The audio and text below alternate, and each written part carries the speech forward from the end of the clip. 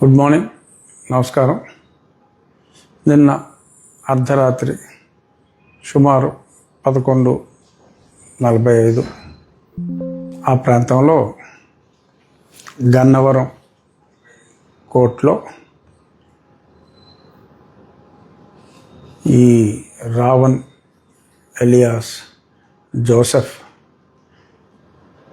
అతనికి కోర్టు 14 రోజుల రిమాండ్ నెల్లూరు జైల్లో ఉండమని, శిక్ష 14 రోజులు రిమాండ్లో ఉంచడం జరిగింది.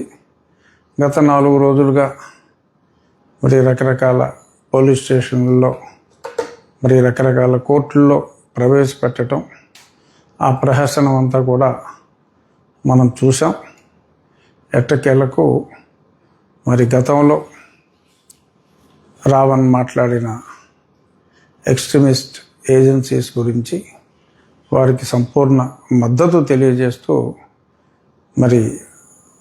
అతను మాట్లాడిన ఆ వీడియోలు కొందరు చూసి దానిపైన కంప్లైంట్ ఇచ్చిన దరిమిల ఈ చర్య తీసుకోవడం జరిగింది. గతంలో కూడా ఒకసారి చెప్పా, మళ్ళీ రిపీట్ చేస్తున్నా. నేను 4 సంవత్సరాల పాటు అప్పటి ముఖ్యమంత్రి జగన్మోహన్ రెడ్డి గారిపై ఎడతెరిపి లేకుండా ప్రతిరోజు మీడియాలో మాట్లాడినప్పటికీ కూడా ఏ రోజు కూడా నేను సభ్యత సంస్కారం లేకుండా ఏ రోజు నేను మాట్లాడటం అన్నది జరగలేదు. అయినప్పటికీ కూడా అతను జగన్మోహన్ రెడ్డి గారు కలత చెంది రాజద్రోహం కేసు ఆ తర్వాత కోర్టు తీసేసింది. యూఏపీఏ వచ్చింది. యూఏపీఏ 152 సెక్షన్ కింద అదేంటంటే దేశ సమగ్రతకి భంగం కలిగించే విధంగా యాంటీ నేషనల్ ఫోర్సెస్కి మద్దతుగా మాట్లాడటం ఆ సెక్షన్ కింద వస్తుంది. గతంలో నేను జగన్మోహన్ రెడ్డి పైన మాట్లాడినప్పుడు అతను నా మీద రాజద్రోహాన్ని మిస్ఇంటర్ప్రెట్ చేసి అప్పుడు ఉన్న సునీల్ కుమారు, సునీల్ నాయక్ ఇంకా కొద్దిమంది గ్యాంగ్తో కలిసి ప్లాన్ చేసి అలా దారుణంగా లైట్గా చెప్పాల్సి వచ్చిందంటే ఈరోజు సాక్షి పేపర్ చూస్తే చాలా రోత అనిపించింది. ప్రతిపక్షానికి సంబంధించిన పేపరు ఎంత రోత పేపర్ అయినా ఈరోజు ఏ రోత రాశాడో చూడవలసిన బాధ్యత ఉంది. కాబట్టి నేను సాక్షి పేపర్ కూడా చూస్తాను, తప్పదు కనుక. అందులో చాలా విలపించాడు సాక్షివాడు. ఈ కేసు ఏంటి, ఇలా చేస్తారా అని చాలా దారుణంగా రోధించాడు సాక్షి. ఫ్లాష్ బ్యాక్ వెళ్ళండి. సాక్షి ఎడిటర్ గారు, సాక్షి ఓనర్ గారు, కొంచెం ఫ్లాష్ బ్యాక్ వెళ్ళండి. ఆ రోజు నా తేడా మాట్లాడాను. అయినా సెడిషన్ అని ఉండేది అప్పట్లో, తర్వాత దాన్ని తీసివేయటం జరిగింది. నా సంఘటన జరిగిన దరిమిలానే.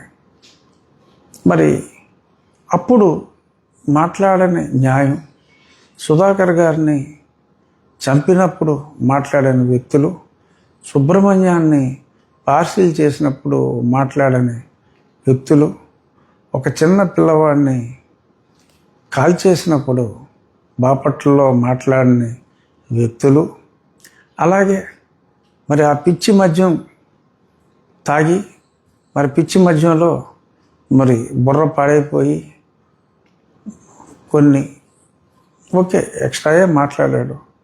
అతన్ని 24 గంటల్లో శవాన్ని చేసినప్పుడు మాట్లాడని ఈ ప్రజాస్వామ్యవాదులు ఇప్పుడు సడన్గా రోడ్లెక్కి గొంతు చించుకోవటం చాలా ఆశ్చర్యం అనిపించింది.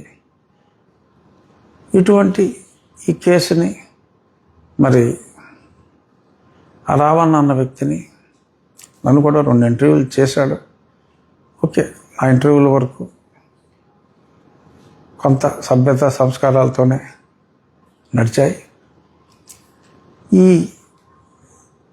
అతని తరపున వాదించే ఒక లాయర్ అఫ్కోర్స్ నిన్న ఒక ఇంటర్వ్యూలో విపరీతంగా వాసన వచ్చే విధంగా అతను నోటి విరోచనాలు చేసుకున్న తీరు ప్రజలే చూశారు. దాని కిందే కామెంట్లు ఉన్నాయి కాబట్టి ఇంకా నేను ఆ మౌత్ మోషన్ వ్యక్తి గురించి నేను ఎక్కువగా మాట్లాడదలుచుకోలేదు.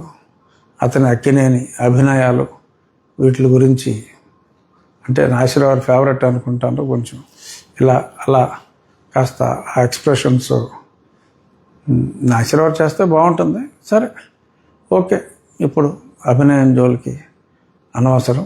సరే ఫైనల్గా మరి నిన్న మరి ఆ కోర్టులో అంతిమంగా పవన్ కళ్యాణ్ గారి మీద విపరీతంగా నోరు పారేసుకున్న జోసెఫ్ ఎలియాస్ రావణ్, ఎవరైనా సరే మీకు నచ్చిన మతం గురించి మీరు మాట్లాడుకోండి, పక్క మతం గురించి దయచేసి కించపరచకండి. మీకు హిందూ మతం ఇష్టం లేదు, ఓకే ఊరుకోండి. రావణ్ణి ఎందుకండి? పురాణ పురుషుడు రాముడు కొన్ని ఉత్తమ విలువలు కలిగిన పురుషోత్తముడిగా, ప్రజలకు ఒక ఆదర్శ వ్యక్తిగా, ఆదర్శ పరిపాలకుడిగా, ఒక నమ్మకంతో, ఒక విశ్వాసంతో ఎందరో ఉన్నారు. వారి మనోభావాలని గుడ్ మార్నింగ్, నమస్కారం. నిన్న అర్ధరాత్రి సుమారు 11:45 ఆ ప్రాంతంలో గన్నవరం కోర్టులో ఈ రావణ్ ఎలియాస్ జోసెఫ్ అతనికి కోర్టు 14 రోజుల రిమాండ్ నెల్లూరు జైల్లో ఉండమని, శిక్ష 14 రోజులు రిమాండ్లో ఉంచడం జరిగింది. గత 4 రోజులుగా మరి రకరకాల పోలీస్ స్టేషన్లలో మరి రకరకాల కోర్టుల్లో ప్రవేశపెట్టడం, ఆ ప్రహసనం అంతా కూడా మనం చూసాం.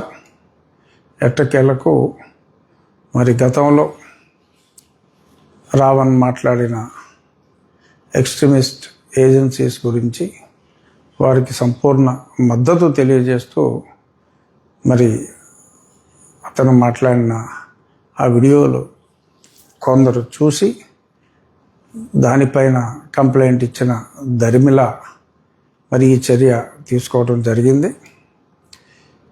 గతంలో కూడా ఒకసారి చెప్పా, మళ్ళీ రిపీట్ చేస్తున్నా. నేను 4 సంవత్సరాల పాటు అప్పటి ముఖ్యమంత్రి జగన్మోహన్ రెడ్డి గారిపై ఎడతెరిపి లేకుండా ప్రతిరోజు మీడియాలో మాట్లాడినప్పటికీ కూడా ఏ రోజు కూడా నేను సభ్యత సంస్కారం లేకుండా ఏ రోజు నేను మాట్లాడటం అన్నది జరగలేదు. అయినప్పటికీ కూడా అతను జగన్మోహన్ రెడ్డి గారు కలత చెంది రాజద్రోహం కేసు ఆ తర్వాత కోర్టు తీసేసింది. యూఏపీఏ వచ్చింది. యూఏపీఏ 152 సెక్షన్ కింద అదేంటంటే దేశ సమగ్రతకి భంగం కలిగించే విధంగా యాంటీ నేషనల్ ఫోర్సెస్కి మద్దతుగా మాట్లాడటం ఆ సెక్షన్ కింద వస్తుంది. మరి గతంలో నేను జగన్మోహన్ రెడ్డి పైన మాట్లాడినప్పుడు మరి అతను నా మీద రాజద్రోహాన్ని మిస్ఇంటర్ప్రెట్ చేసి అప్పుడు ఉన్న సునీల్ కుమారు, సునీల్ నాయక్ ఇంకా కొద్దిమంది గ్యాంగ్తో కలిసి ప్లాన్ చేసి అలా దారుణంగా లైట్గా చెప్పాల్సి వచ్చిందంటే మరి ఈరోజు సాక్షి పేపర్ చూస్తే చాలా రోత అనిపించింది. మరి ప్రతిపక్షానికి సంబంధించిన పేపరు ఎంత రోత పేపర్ అయినా ఈరోజు ఏ రోత రాశాడో చూడవలసిన బాధ్యత ఉంది కాబట్టి నేను సాక్షి పేపర్ కూడా చూస్తాను, తప్పదు కనుక. మరి అందులో చాలా విలపించాడు సాక్షివాడు.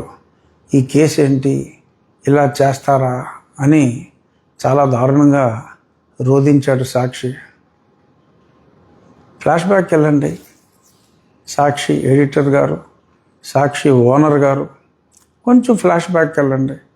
ఆ రోజు నా తేడా మాట్లాడాను. అయినా సెడిషన్ అని ఉండేది అప్పట్లో, తర్వాత దాన్ని తీసివేయటం జరిగింది. నా సంఘటన జరిగిన ధర్మిలానే.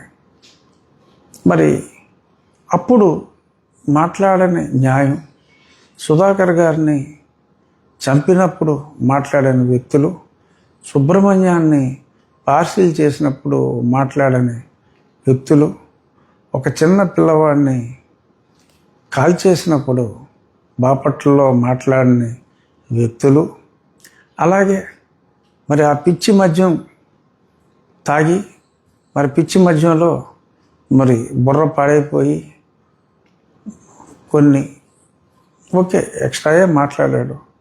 మరి అతన్ని 24 గంటల్లో శవాన్ని చేసినప్పుడు మాట్లాడని ఈ ప్రజాస్వామ్యవాదులు ఇప్పుడు సడన్గా రోడ్లెక్కి గొంతు చించుకోవటం చాలా ఆశ్చర్యం అనిపించింది. ఇటువంటి ఈ కేసుని మరి ఆ రావణ్ అన్న వ్యక్తిని నన్ను కూడా 2 ఇంటర్వ్యూలు చేశాడు. ఆ ఇంటర్వ్యూల వరకు కొంత సభ్యత సంస్కారాలతోనే నడిచాయి. అతని తరపున వాదించే ఒక లాయర్, అఫ్కోర్స్ నిన్న ఒక ఇంటర్వ్యూలో విపరీతంగా వాసన వచ్చే విధంగా అతను నోటి విరోచనాలు చేసుకున్న తీరు ప్రజలే చూశారు. దాని కిందే కామెంట్లు ఉన్నాయి కాబట్టి ఇంకా నేను ఆ మౌత్ మోషన్ వ్యక్తి గురించి నేను ఎక్కువగా మాట్లాడదలుచుకోలేదు. అతని అక్కినేని అభినయాలు వీటి గురించి, అంటే నాసిరవారి ఫేవరెట్ అనుకుంటాను, కొంచెం ఇలా అలా కాస్త ఆ ఎక్స్ప్రెషన్స్ నాసిరవారు చేస్తే బాగుంటుంది. సరే ఇప్పుడు అభినయం జోలికి అనవసరం. సరే ఫైనల్గా మరి నిన్న మరి ఆ కోర్టులో అంతిమంగా పవన్ కళ్యాణ్ గారి మీద విపరీతంగా నోరు పారేసుకున్న జోసెఫ్ ఎలియాస్ రావణ్, ఎవరైనా సరే మీకు నచ్చిన మతం గురించి మీరు మాట్లాడుకోండి, పక్క మతం గురించి దయచేసి కించపరచకండి. మీకు హిందూ మతం ఇష్టం లేదు, ఊరుకోండి. రావణుని ఎందుకండి? పురాణ పురుషుడు రాముడు కొన్ని ఉత్తమ విలువలు కలిగిన పురుషోత్తముడిగా, ప్రజలకు ఒక ఆదర్శ వ్యక్తిగా, ఆదర్శ పరిపాలకుడిగా, ఒక నమ్మకంతో, ఒక విశ్వాసంతో ఎందరో ఉన్నారు. వారి మనోభావాల్ని కించపరచవలసిన అవసరం లేదు.